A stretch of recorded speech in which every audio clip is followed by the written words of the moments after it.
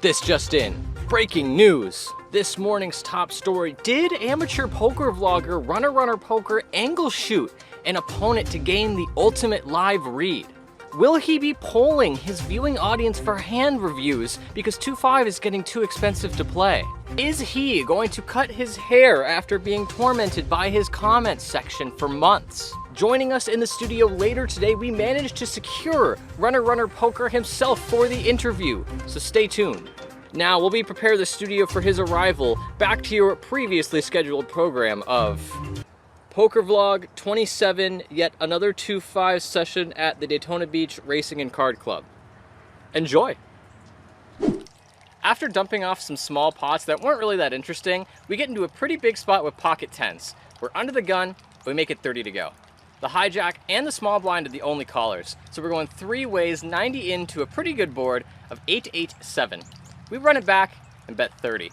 Multi-way, I would expect an 8 to generally be raising on this flop, so when both players just make the call, I'm feeling pretty confident about our hand. With the pot growing, we see the deuce of diamonds on the turn. It's a pretty safe card. If we were good on the flop, it's likely we're still good now, so I kind of keep the bet a little bit smaller just to try to milk more value and bet 75. Hijack folds, and the small blind thinks a little bit before deciding on a call. Final card incoming, and it's a pretty good one for us. It's a third 8. Although I have an uncapped range that contains all the bigger pocket pairs, I want to bet here for a price that really compels all lower full houses to call, so I bet 150 for value. The small blind thinks for a little bit, and then eventually does feel compelled to call and throws in the chips, and we're pretty happy when they turn over pocket 9s, and we got pretty close to max value in my opinion.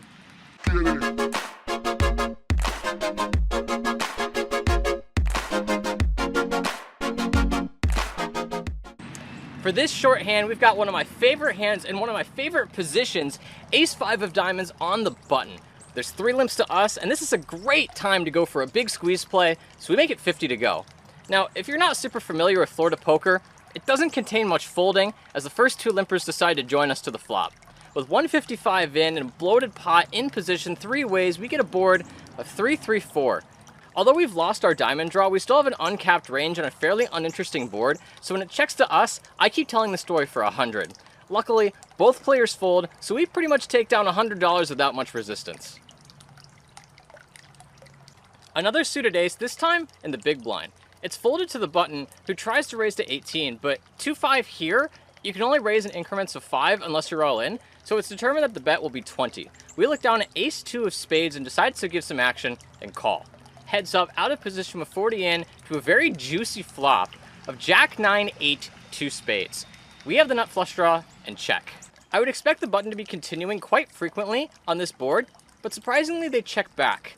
The turn card brings the 5 of diamonds. Doesn't really change the board at all, so we decide to pick up where the button left off and bet 30. I would expect the button, if they don't be c-betting, to be folding here a lot, but they don't really think twice about it and call. Final card incoming, and it does improve us, but only to a pair, and bottom pair at that. It's the deuce of clubs. I think you could be betting here just to try to bluff, but you could argue we do or don't have showdown value. You could be betting here or checking here, since you could be betting more scary cards to make sure you're not bluffing too often. I decide to just kind of go with my gut feeling and check. Sometimes your gut feeling is just right, as the button pretty quickly bets 75. I fold with not too much hesitation, and then the button confirms our suspicions and shows us pocket 9s for the flop set and just trying way too hard to trap. Running it all the way back to the first hand, we've got pocket 10s again, this time in the small blind facing a single limp, and we make it 25 to go. Big blind folds and the limper calls, so we successfully reduce the field to heads up action. So, with 50 in, out of position, we get an interesting board of 7-8 jack. Since we double block the flop straight, the number of non-heart draws are actually fairly limited, so I want my opponent to stick around with as much they can. Even if they have a jack, I think we can definitely push that off of their hand if the board runs out a little bit scarier. So I run it back and bet 25 again, and the limper calls. Turn card incoming, and it's just about the sauciest card in the entire deck. It's the 10 of hearts. Lots of draws get there, but Ooga Booga Monkey Brain over here has a set now, decides to bet 3/4 pot anyway. I think on a card like this, the line should have been something like maybe like big on the flop and then small here, or big both times, or something completely different. Who knows? Well, one thing is for sure, you know. Leave it in the comments down below what you think. Turns out our opponent didn't really have much of anything and folds without too much resistance. Keeping the good hands coming, we've got ace-king offsuit for this hand in the low jack facing an under the gun straddle and a limp. Elevator going up, we make it 70 to go.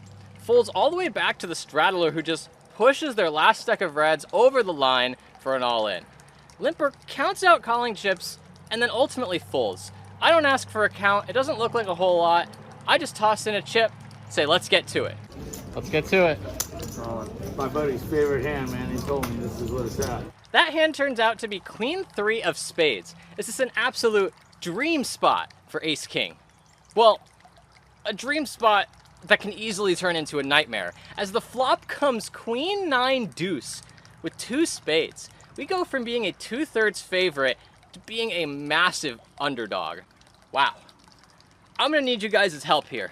On the count of 3, smash that like button so we can hopefully dig ourselves out of this hole. Ready? 1, 2, 3. Did you do it? You must have, because we get an amazing turn. We find the ace of diamonds on the turn to scoop back into the lead, and somehow they don't improve on the river. Ace-king holds, and we somehow steal this pot after suffering that flop. Thanks, guys. I really needed your help on that one.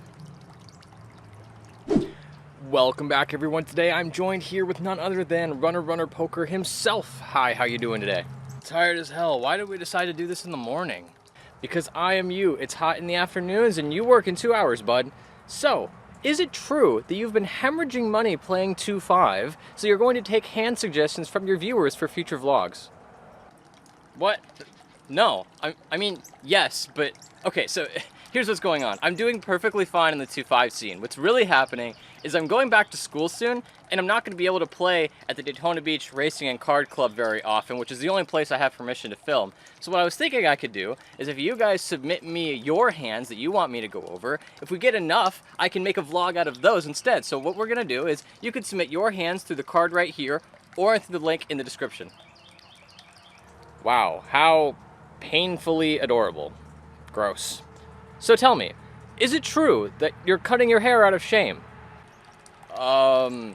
Yeah, okay. Well, the answer is yes. I am cutting my hair soon, and I'm gonna make a big vlog out of it, and I've got a great session to do it with, so coming soon. Yes, I am cutting my hair soon. Great, yeah, okay. It's definitely time to cut it. So, final question, and the one that everyone has been waiting for. Did you or did you not angle shoot an opponent to give you the ultimate live read of them showing you their cards?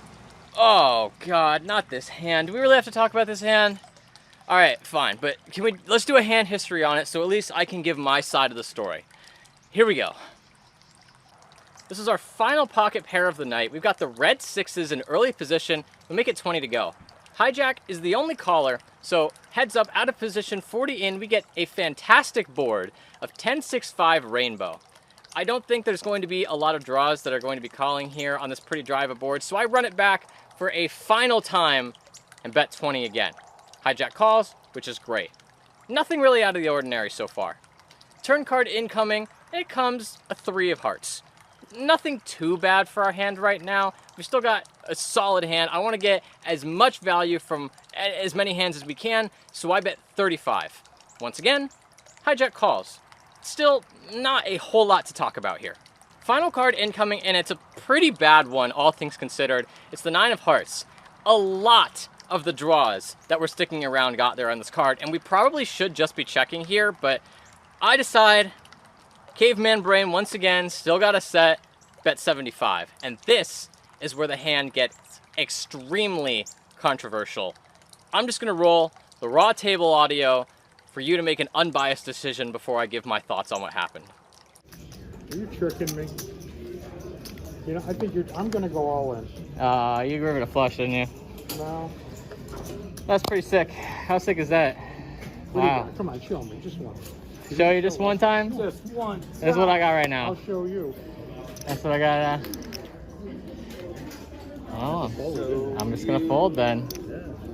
you did fold, didn't you? No, I hadn't done anything yet. My apologies. You want to think about it? From my perspective, here are the events in the order that they occurred. I bet 75. My opponent jokes for a second, and then elects to move all in for about 90 to 100 on top. I comically call out their hand, saying, yeah, I figured you'd just run a runner to flush at this point. I pick up my cards to show to my neighbor, just to say, you know, how sick is this? I flopped a set, and you run a runner to flush. My opponent then says, and I quote, come on, show me just once. I don't really know how heads-up action works in other casinos, but if you turn your hand over and don't say anything, your hand isn't considered dead. It doesn't imply any action. It doesn't like, you know, I'm turning my hand over. It's not a call, but it's not a fold since it doesn't declare your hand dead. So I say, show you what I got this time? Question mark. And I turn my hand over and say, this is what I've got right now. That is all I did. I didn't touch my chips at all.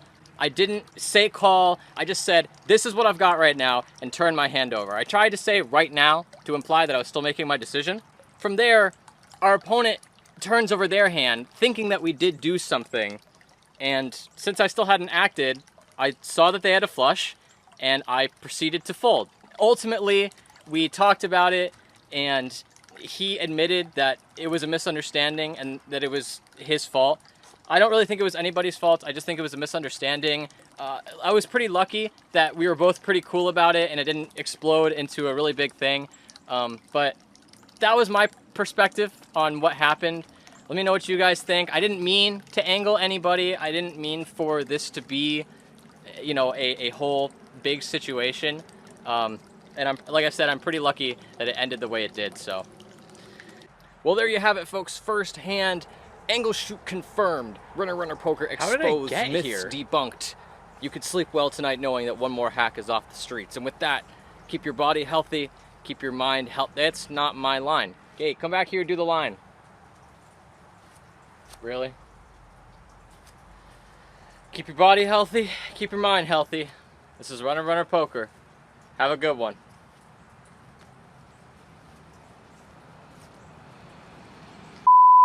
Hey, how's it going, guys? Runner Poker here. It took me about a full day to realize that I never actually recorded an outro, so here we go. Here are your session stats. As always, into the game for, I think, like 600, out of the game for 730, so up about $130 over the course of like 3 hours. I think it was a pretty short session, but yeah, really weird session. We are currently standing in my mother's bird sanctuary that she has been building over the past few months. It's quite nice. It's quite beautiful. I don't know if you guys can hear the sounds of the water here. The sounds of the fountain. It's actually quite nice. Especially in the mornings too. You know, when you're not standing in it and scaring off the birds, there's quite a variety of different life around here, so. Anyway, guys, hope you enjoyed this video. Hope you enjoyed some of the hands I played and the mock interview kind of thing that I did. Anyway, this is Runner Poker. Have a good one.